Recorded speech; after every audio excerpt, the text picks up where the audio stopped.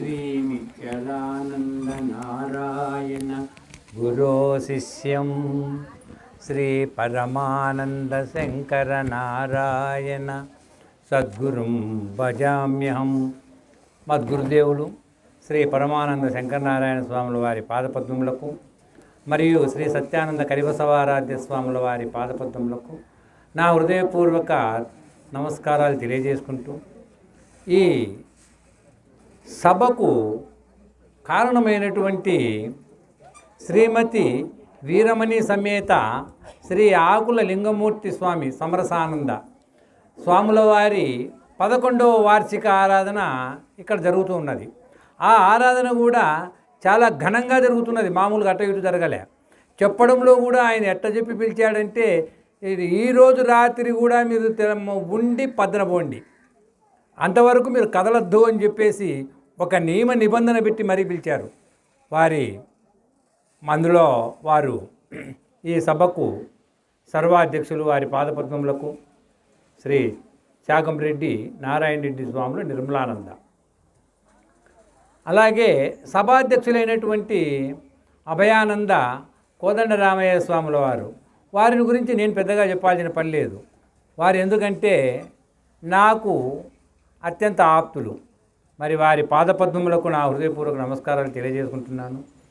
మా మిత్రులు సౌడిపల్లి సమరసానంద సౌడిపల్లి రమణయ్య ఆర్య స్వాముల వారి పాదపద్మములకు నమస్కారం తెలియజేసుకుంటూ, నిర్మలానంద రామచంద్రారెడ్డి స్వాముల వారి పాదపద్మములకు, మరి శాంతానంద స్వాముల వారి పాదపద్మములకు, ముఖ్యంగా అమ్మగారైనటువంటి వీరమణి అమ్మగారి పాదపద్మములకు, మరి సంపూర్ణమ్మ గారి పాదపద్మములకు, మిట్టపల్లె కృష్ణమూర్తి స్వాముల వారి పాదపద్మములకు, శ్రీరాములు నెల్లూరు స్వాముల వారు అచల పరిపూర్ణ స్వాముల వారి పాదపద్మములకు, మా వెంకట సుబ్బయ్య స్వాముల వారి పాదపద్మములకు, ముఖ్యంగా మా వివేకానంద వెంకటయ్య ఆర్యుల పాదపద్మములకు, ప్రతి ఒక్కరికి పేరు పేరున వేదిక మీద ఉన్న ప్రతి ఒక్కరికి వారి పాదపద్మములకు నా హృదయపూర్వక నమస్కారాలు తెలియజేసుకుంటూ, ముఖ్యంగా ఈ సభ దిగ్విజయంగా నడవాలన్నా నడవకూడదన్నా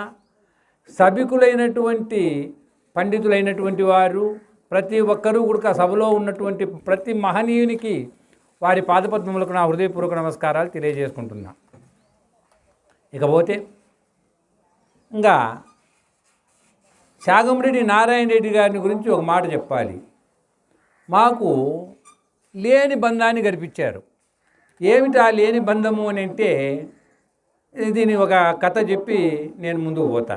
ఎందుకంటే ఇక్కడ నియమ నిబంధనలు పెట్టలే, కాలం ఇంతసేపు అనేటువంటి యొక్క మాట ఇవ్వలేదు కాబట్టి నా ఇష్టం ఇంకేపైన చెప్పగలుగుతా. అట్టనే ఏం కాదు, సాధ్యమున్నంత వరకు ప్రయత్నం చేస్తాను. ముఖ్యంగా ఒక సాకలాయనకు 10 గాడిదలు ఉన్నాయి. ఏది బోధ చెప్పుకుంటే మాకు ఒకటిసారి ఇట్టాడి చెప్తున్నాడు అనొద్దండి, దీని తర్వాత చెప్తాం. ఆయన ఏం చేశాడంటే, అమ్మ మాట్లాడద్దండి, అమ్మ మాట్లాడద్దు, దయచేసి మాట్లాడద్దు, నువ్వు బా పక్కకు, అమ్మ ఈ పద్మావతితో ఎవరన్నా కానీ కాక దయచేసి పక్క మాట్లాడద్దండి. ఎందుకంటే నేను చెప్పేటువంటి యొక్క విధానంలో నా కాన్సన్ట్రేషన్ ఏమవుతుందంటే, మీ వైపు మరలిందా నేను గాడిదల పాలవుతా. నేను చెప్తున్న కథే గాడిద కథ కాబట్టి ఆయన ఏం చేసాడు, ప్రతిరోజు ఆ గాడిదలను మోదలేసుకొని పోవడము, సాకిరేవుల్లో ఉతుకోవడము, తీసుకొని రావడం అతని దినచర్య.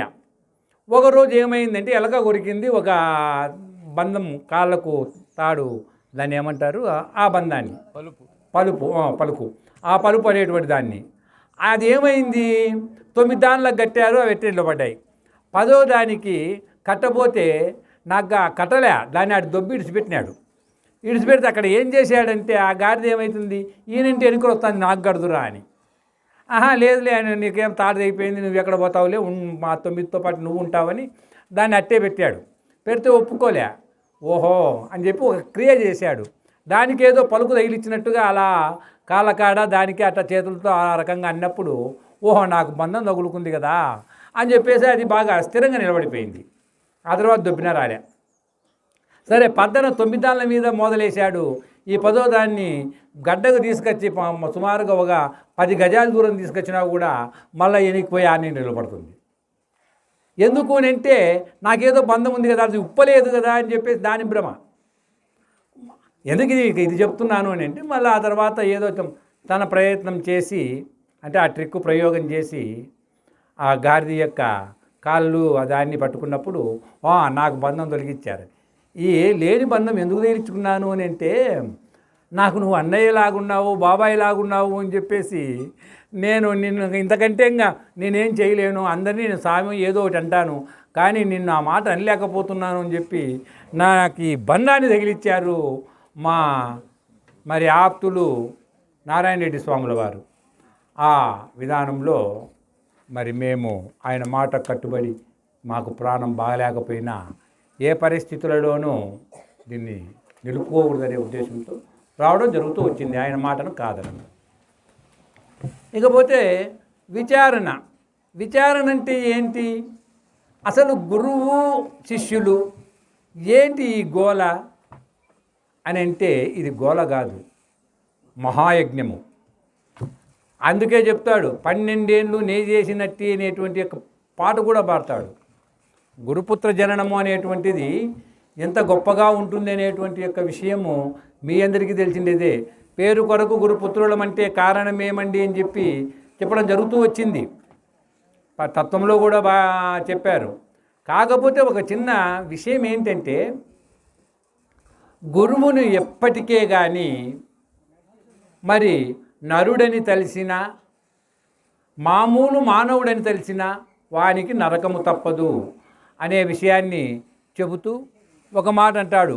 హరికర నఖముఖ విదలిత కరిమస్తక గలితమైన ఘనమౌక్తికముల్ దొరకిన ఎరుకలు గురిజలే ధరింతురు క్రమమెరుగకనేగా. పరిపూర్ణ బోధను ఎరిగింపుచుండిన కొందరు ఎరుకకే మరిగేరు క్రమమెరుగకనేగా అని చెప్తాడు. అంటే దీంట్లో ఉండేటువంటి ఒక విషయం ఏంటి అని అంటే దీన్ని హరికర నఖ ముఖ విదలిత. హరి అని అంటే సింహము, విష్ణువు అనేటువంటి యొక్క హరి అనేటువంటి మాటకు అనేక అర్థాలు ఉన్నాయి. దాదాపుగా 23 అర్థాలు ఉన్నాయి శబ్దరత్నాకరంలో. కాకపోతే ఇక్కడ మనం తీసుకోవాల్సినటువంటి విషయం ఏది అని అంటే సింహము. మరి ఆ యొక్క పంచాననముని దానికి ఉన్నటువంటి చేతికి ఉన్నటువంటి గోర్లు ఏవైతే ఉన్నాయో 5 వాటిని పంచాననముని పేరు.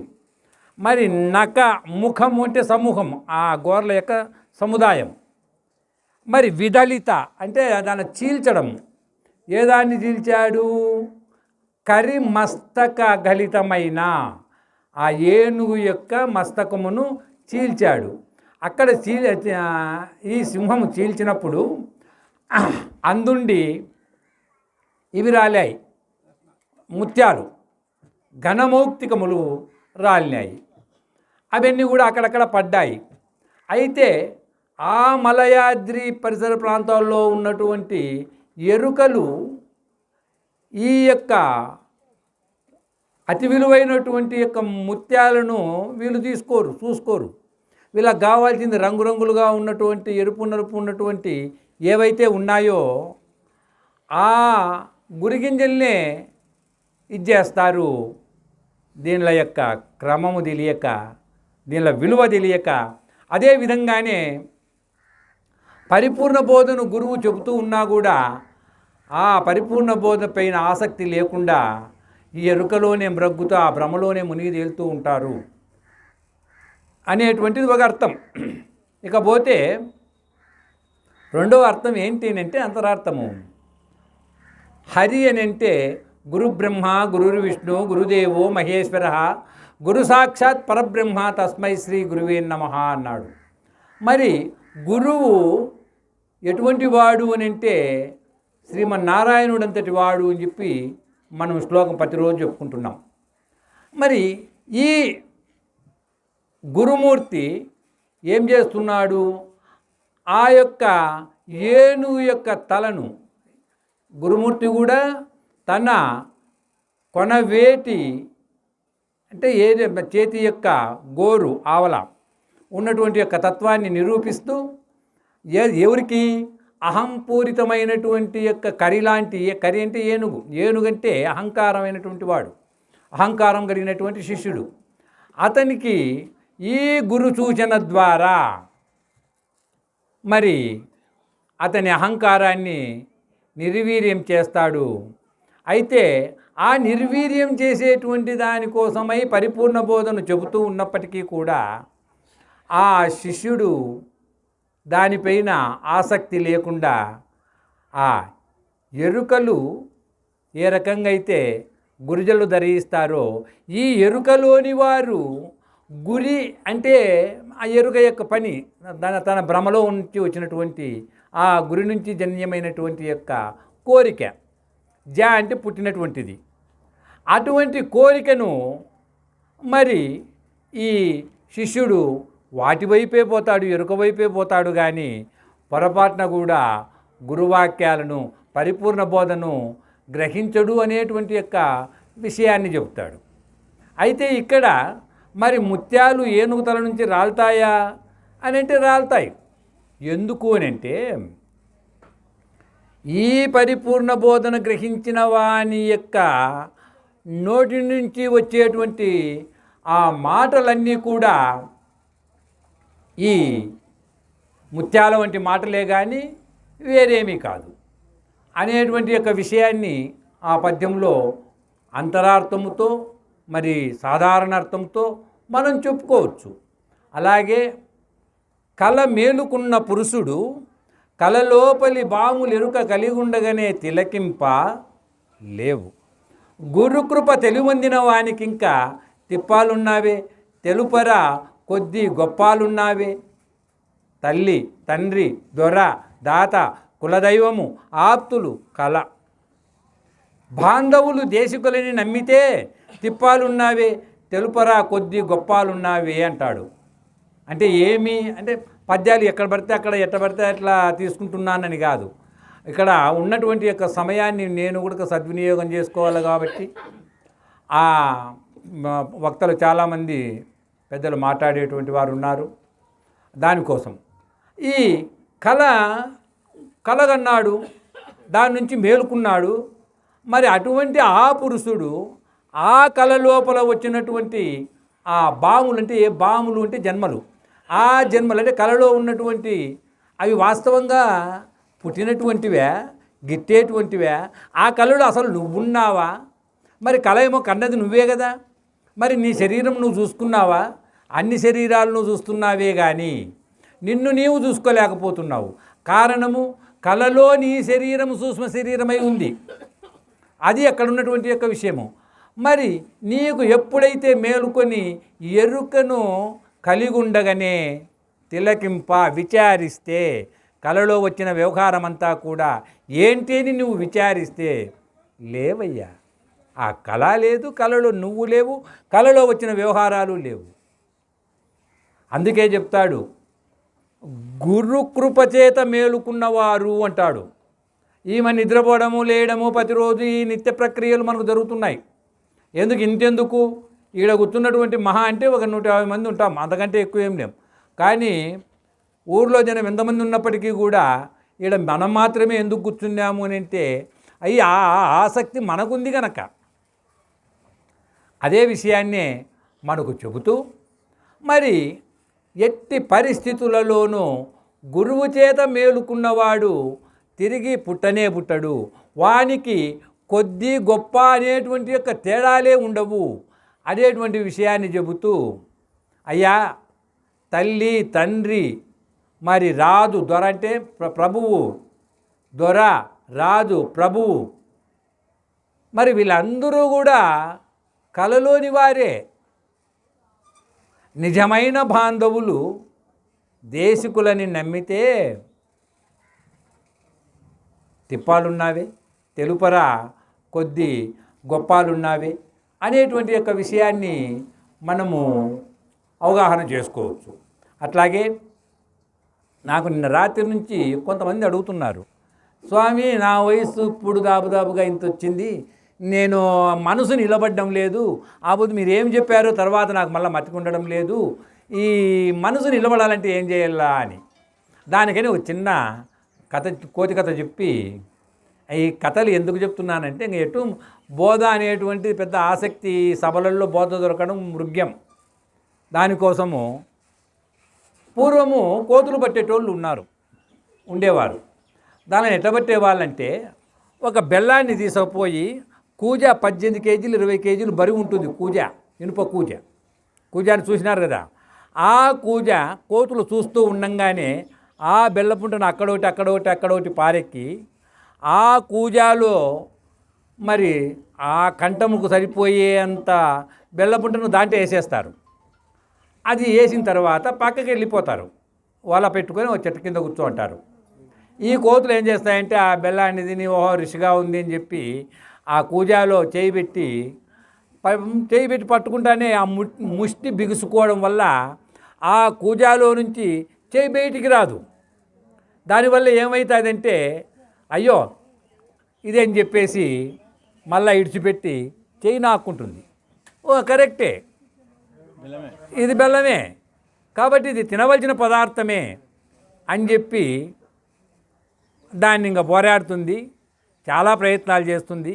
లాస్ట్కు వీళ్ళు వల పట్టుకొని దాని దగ్గరికి పోతానే కూడా ఆ బెల్లపుంటను ఇడసలేదు, ఆ కూజాను ఎత్తలేదు, అది ముందుకు పోలేదు.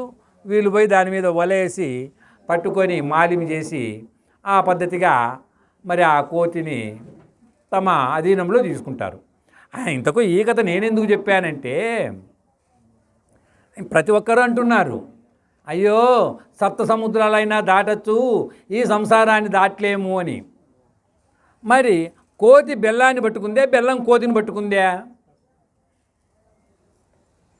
ఎవరు పలకరు?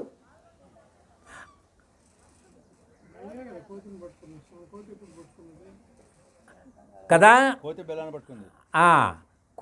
బెల్లాన్ని పట్టుకుంది. ఎందుకంటే వేదిక మీద ఉండేటోళ్ళు తెలివైన వాళ్ళు కాబట్టి వాళ్ళు ఏదో చెప్తారు, వాళ్ళు ఏమన్నా చెప్పని. కోతి వాస్తవంగా బెల్లాన్ని పట్టుకునేది కోతే కదా, మరి ఇడిచిపెడితే తప్పించుకుంటుంది కదా. కానీ ఇడిచిపెట్టలే ఆశ. సంసారాన్ని నువ్వు పట్టుకున్నావా, నిన్ను సంసారం పట్టుకుందా? మరి సంసారాన్ని మనం పట్టుకున్నప్పుడు మనం సులభంగా వదలొచ్చు కదా. పొరపాటు ఇక్కడ మీరు ఎక్కడ పొరపాటు పడుతున్నారంటే సంసారం అంటే భర్త, భార్య, పిల్లలు, ఆ వ్యవహారము, అందుండేటువంటి సమస్యలు, అందుండేటువంటి సుఖదుఖాలు, మళ్ళీ ఏమి సమస్యలేమి సుఖదుఖాలు ఇవి అనుకుంటున్నారు. ఇది సంసారము కానే కాదు, దీన్ని రాజయోగం అన్నారు. ఇది నిజమైనటువంటి యొక్క విధానము. నాడు బ్రహ్మంగారు ప్రతి ఒక్కరూ కూడా మునులందరూ కూడా సంసార వారాసిలో తరించిన వారే కానీ వేరుగా కాదు. కాబట్టి ఈ విషయాన్ని మీరు గ్రహించాలి. ఈ సంసారం అనేటువంటిది నిత్యకృత్యము. దీంట్లో నుంచి మనము నేర్చుకోవాల్సింది ఏమీ లేదు. మనం అనవసరంగా దాంట్లో ఏదో బాధలు పడుతున్నాము అని చెప్పేసి అనుకుంటున్నామే కానీ వాస్తవంగా అది కాదు అనేటువంటి ఒక విషయాన్ని చెబుతూ, అయితే బోధన టైం అయిందా? అట్టేం లేదులే, ఒకే ఒక్క పద్యం చెప్పి ఇస్తాడు.